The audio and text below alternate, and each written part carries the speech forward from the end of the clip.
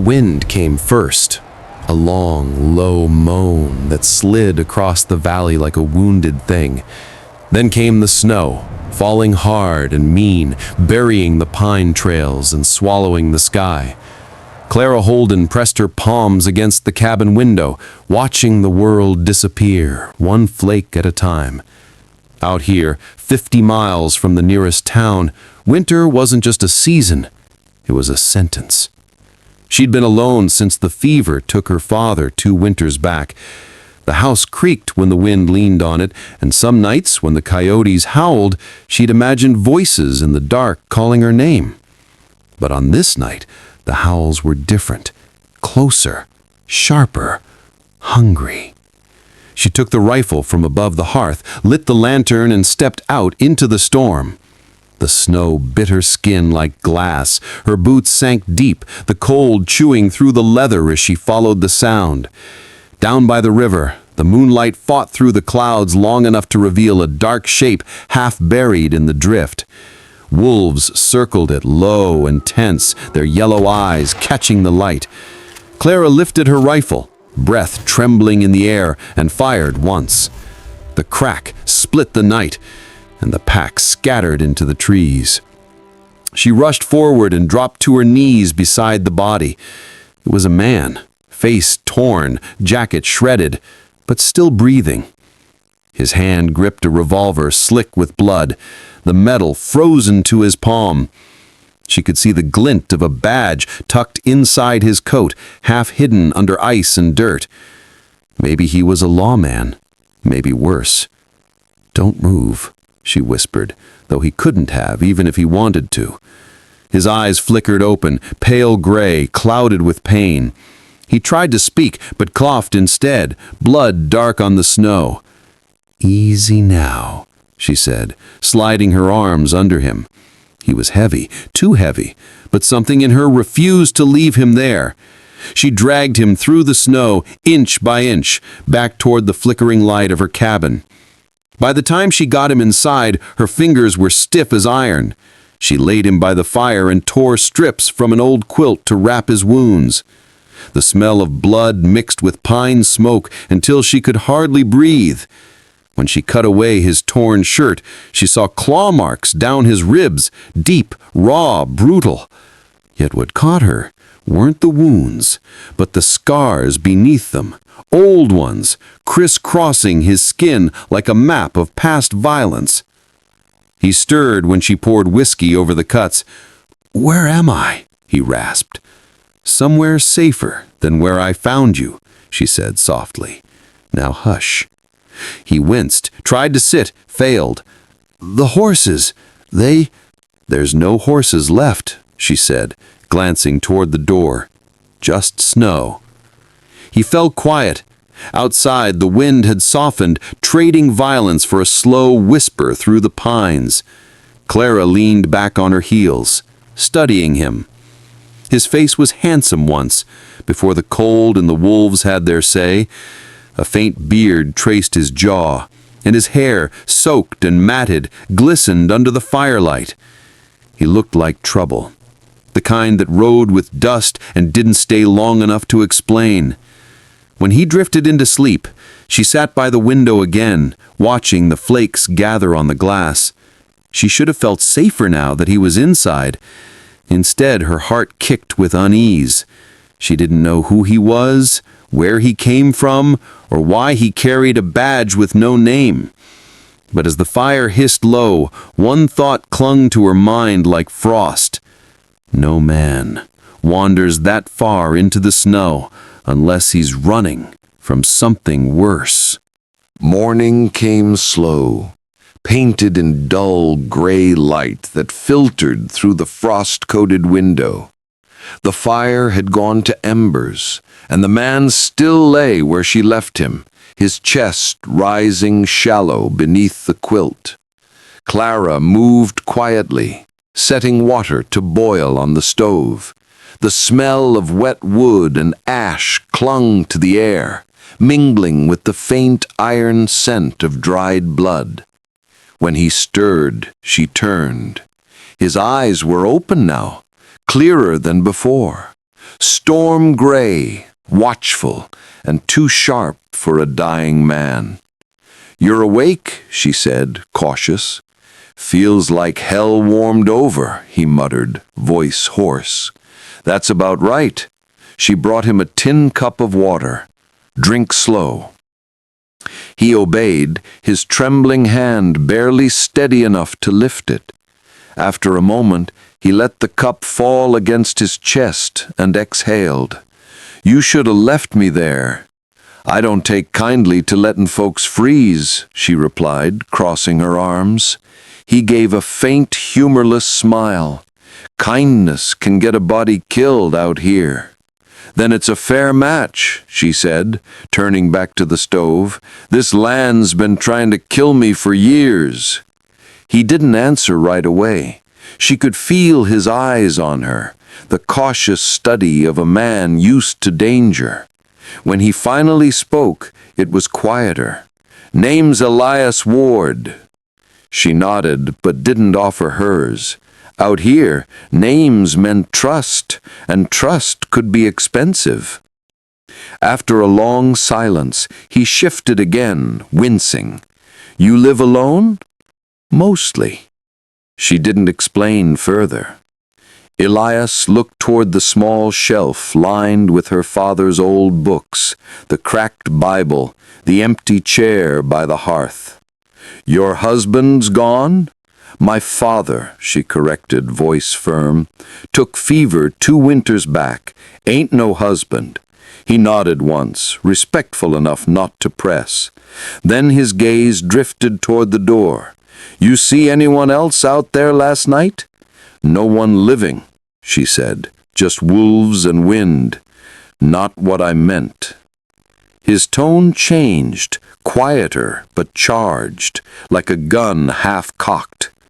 Clara set down the kettle, her pulse tightening. "You're running from something, Mr. Ward?" she asked. He didn't answer. The fire popped, and for a long time the only sound was the slow hiss of melting snow sliding off the roof. Finally, he said, "Men. I was supposed to meet 'em downriver, 3 days' ride east. They won't take kindly to me missing." "Outlaws?" she asked. He gave a slow, bitter laugh. "Depends who's asking." That was all she got from him. The rest of the day passed in a strange quiet. Clara mended his torn jacket while he drifted in and out of fever dreams, muttering half-words about gold, betrayal, and a name she didn't recognize. Outside, the snow kept falling, thick, endless, sealing them off from the rest of the world. By nightfall, the wind picked up again. She stepped out to fetch more wood and saw movement along the tree line, something shifting between the dark trunks. Her breath hitched. For a moment she thought it was wolves again, but this time the shape stood upright, a man, watching. She froze. The figure lingered only a second before slipping back into the forest, quiet as smoke. When she returned inside, Elias was sitting up, pale but alert. "You saw something," he said, more a statement than a question. She hesitated. "Maybe." His eyes narrowed. "Where?" "East Ridge. Looked like a man." He cursed under his breath, struggling to arise. "They've found me sooner than I thought." "Who did?" He looked up at her, face hard. "The ones I stole from." Her stomach sank. "You brought trouble to my door. I didn't ask you to open it." For a moment neither spoke. The fire snapped between them like a third voice, angry, alive. Finally, Clara turned away, pressing her palm to her forehead. She'd saved his life out of decency, maybe loneliness too, but now she wasn't sure which would kill her first, the storm outside or the man bleeding on her floor. He saw the fear in her eyes and softened. You could turn me out. I wouldn't blame you." She looked at him, jaw tight. "And leave you for the wolves again? No, Mr. Ward, not yet."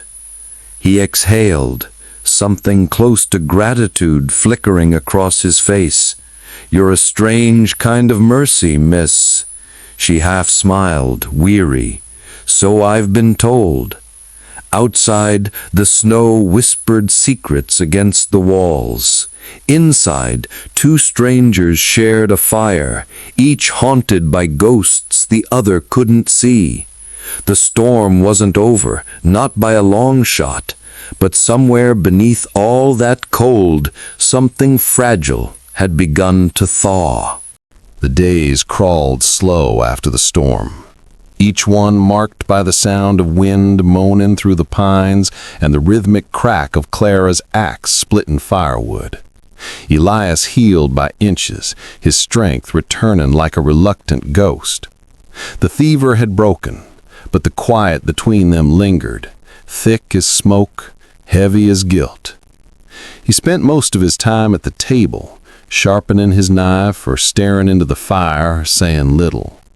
Clara would move about the cabin like a shadow, feeding the horses that survived the freeze, hanging laundry by the stove, boiling water that no one asked for. Words had become fragile things, too costly to waste. One evening, while the last of the daylight bled through the window, she caught him studying the badge again. It lay on the table beside his revolver, battered, half-polished, edges bent from wear. "That real?" she asked. He looked up slowly. "Was once." "Marshal?" He hesitated. "Deputy. Back before things went sideways." Clara folded her arms, leaning against the wall. "And now?" "Now I'm just a man who made too many wrong promises." She didn't ask more. Out here everyone had a story, but most were better left untold. Still, she couldn't shake the image of him lying in the snow, badge pressed against his chest like a confession. As dusk settled, Elias tried standing. His leg trembled under him and he nearly fell. Clara rushed forward, catching his arm. He froze, startled by the touch, his breath brushing her hair. For a heartbeat, neither moved.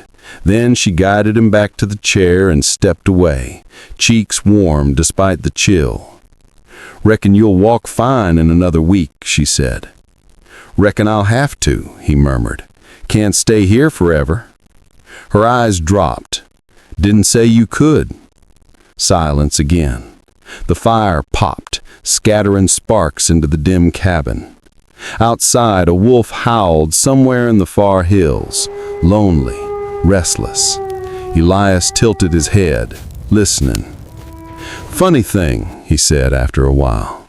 "You save a man's life, and he still feels like a ghost sitting in your house." Clara's voice softened. "You're not a ghost, Mr. Ward. Just someone caught between running and staying."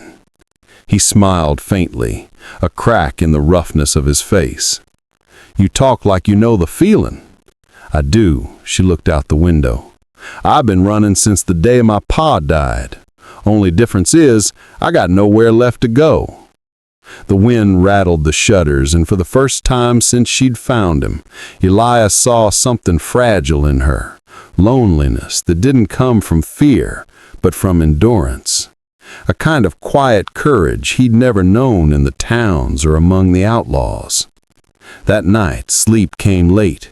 Elias lay awake on the cot, staring at the ceiling beams while the firelight flickered over the walls. He could hear Clara's soft breathing from the other side of the room, steady and calm. He thought of the man who'd left him for dead, Kane, Decker, and the rest.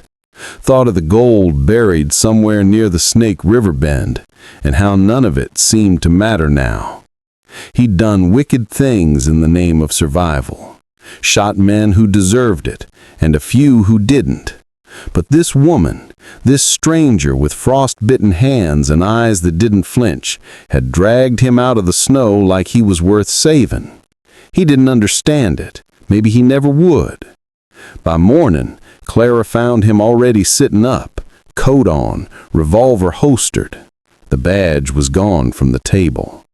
"You're leaving," she said, not quite asking. "I did. Can't risk bringing trouble down on you." "Trouble's already here," she said. "Saw tracks near the ridge again last night." His face darkened. "Then I better lead 'em away." "You'll die if you go," she warned. Elias met her eyes, calm and tired. Maybe that's the only way this story ends right. He turned toward the door, hand on the latch. For a moment she thought he'd walk out into the cold and vanish like smoke. Then he paused, voice low. "You ever been to Bozeman?" She shook her head. "Pretty place. If I make it through this, maybe I'll take you there. See something other than snow for once." And before she could answer, he was gone into the pale morning light. Clara stood in the doorway long after he disappeared over the ridge, the cold biting her skin, her heart caught between fear and something she didn't want to name. The cabin felt smaller without him, too quiet, too hollow. The storm had passed, but the silence he left behind was worse. The sun stayed low that week, its light pale and cold as tin. Clara tried to go on as she always had, feeding the horse, chopping wood, tending to the empty stillness. But every corner of the cabin reminded her of him. His bedrolls still lay folded near the hearth. His scent lingered faintly in the coat she'd mended. She told herself it was better this way, that men like Elias Ward brought only ruin. But when night fell, her eyes kept drifting to the door, half expecting to hear his boots crunching through the snow. Days passed. The wind grew restless again, howling through the valley as though trying to warn her. On the fifth night, she was mending a torn glove when the horse outside gave a sudden, frightened whinny. Clara froze. Then she heard it. Hoofbeats, slow but steady, cutting through the frost. She snuffed the lamp and reached for the rifle. Through the narrow crack in the window, she saw two figures on horseback approach the cabin. Their shapes were dark, their movements too sure for travelers lost in the storm. One dismounted, the other stayed in the saddle, scanning the ridge like a hawk. "Evening, miss," came a rough voice through the wind. "We're looking for a man. Fella goes by Elias Ward. Heard he might have come this way." Clara's stomach knotted. She stayed quiet. The man knocked, slow, deliberate. "Now, I ain't one to bother a lady in her home, but the sooner we find him, the better for everyone." She gripped the rifle tighter. Her pulse drummed in her ears. After a moment, the man outside chuckled. "Maybe she's asleep," he said to the one still on horseback. "Or maybe she's got company." The other spat into the snow. "Ain't no woman living this far out got company worth keeping." They waited a little longer, then turned their horses around. The sound of their hooves faded into the dark until the valley swallowed them whole. Clara sank to her knees, heart hammering. Whoever they weren't lawmen. Their words carried the same sharpness Elias had warned her about, the kind that comes from greed, not justice. She barely slept that night. Every groan of the cabin made her flinch. Every gust of wind sounded like footsteps. By dawn, her decision was made. She packed what little food she had, loaded the rifle, and saddled the horse. If Elias was still alive, he needed to know they were close. The ride through the valley was brutal. The snow had hardened to crust, and the cold bit through her gloves like needles. She followed the ridge east, the same direction he'd gone. His tracks were faint now, days old, half buried under drifts. But something in her refused to turn back. By afternoon, she spotted smoke. Thin, gray, rising from a hollow between two hills. She dismounted quietly, tying the reins to a dead branch, and crept closer through the pines. There he was. Elias sat by a small fire, coat drawn tight, rifle across his knees. He looked worse, gaunt, tired, but alive. When she stepped out of the trees, his hand went to the revolver. Then he saw her face and froze. "Clara? You've got men looking for you," she said, breathless. "2 of them came by the cabin last night."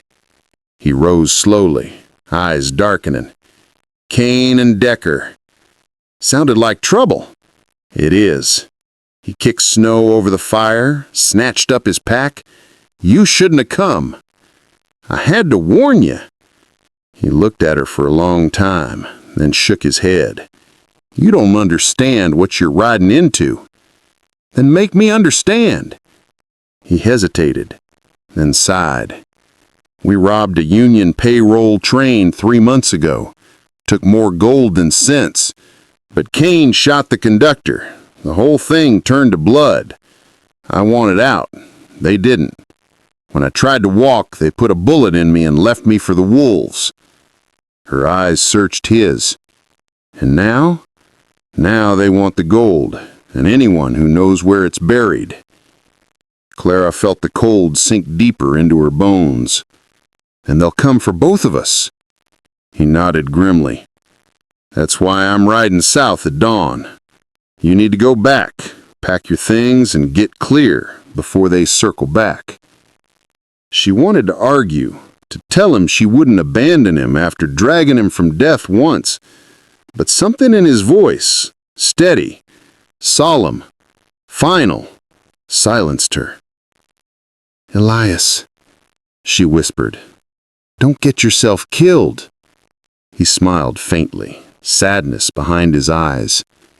"Ain't that up to the Lord?" The wind shifted then, carrying the smell of smoke from somewhere far behind him. Elias turned toward the ridge, eyes narrowing. "They're closer than I thought," he said. "Go, Clara, now." She looked back once before riding off, her heart pounding louder than the hooves beneath her. Behind her, the hills echoed with a distant gunshot, one that split the valley clean in two. The wind carried the echo of that gunshot long after it died. Clara rode hard, her breath steaming in the cold, the horse's hooves pounding a hollow rhythm through the valley. The world had gone silent except for the wind and her heartbeat. Every instinct screamed at her to keep going, but her heart, stubborn, foolish, too human, refused to leave him behind. When she reached the ridge again, the smoke she'd seen earlier was gone. Only the faint smell of gunpowder lingered in the air, sharp and bitter. She dismounted, leading the horse through the snow, her rifle tight in her grip. The sky above was bruised with dusk, that strange violet hour when the world feels caught between breath and death. She found him at the edge of a clearing. Elias was crouched behind a fallen pine, rifle braced, eyes cold as stone. Across the hollow, 2 riders searched the trees, shadows against a pale ridge, their voices low and cruel. "Can't be far," one called. "Blood still fresh." Clara ducked beside Elias. He didn't look at her. "Told you to ride home." "And I told you I don't leave folk to die." A ghost of a smile flickered across his face, gone as quick as it came. "Then you better stay low." A shot cracked from across the hollow. Snow burst against the log beside them. Clara flinched, the echo slamming through the trees like thunder. Elias leaned out, fired twice, then ducked back as splinters rained down. "You hit him?" she asked. "Maybe. Don't much care to check right now." The second rider hollered something she couldn't catch. Then the woods fell quiet again. Too quiet. Elias scanned the ridge, breathing hard. They're flanking. Kane's not one to waste bullets. He reloaded, his movements practiced but shaky. She could see blood seeping through the bandage on his side, reopening under the strain. "You're bleeding," she said. "Been bleeding since the day you found me." Before she could reply, a figure burst from the trees, a blur of motion, gun drawn. Elias fired first. The man pitched forward into the snow, his body sliding to a stop near Clara's boots. His face was pale, young, his eyes open to the gray sky. Clara froze.